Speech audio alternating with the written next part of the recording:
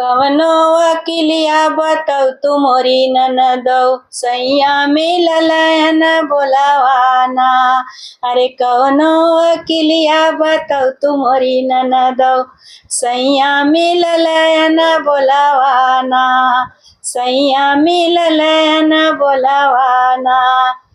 अरे दलिया में नुनवा चटक कैदा भौजी घर जाऊ परे भैया बोली है ना। अरे दलिया में नुनवा चटक कैदा भौजी घर जाऊ परे भैया बोली है ना। खाई के खियाई के निकल गे बेईमनवा। अरे खाई के खियाई के निकल गे बेईमनवा तबहू न बोलाया नारी ना।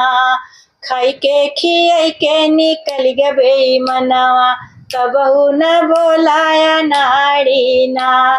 तबहू न बोलाया नारी ना।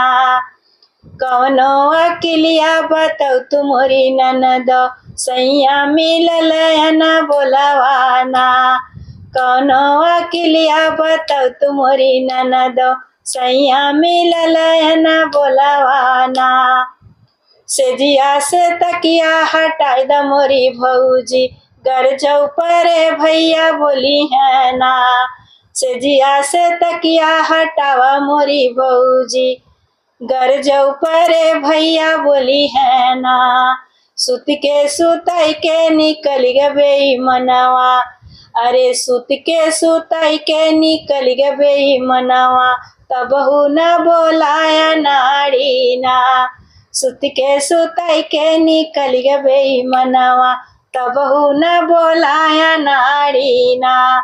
सुत के सुताई के निकल गे बेईमनवा तबहू न बोलाया नारी ना। कवनो वकीलिया बताऊ तू मोरी ननदो कवनो वकीलिया बताऊ तू मोरी ननदो सैया मिललयन बोलावाना। सैया मिललयन बोलावाना।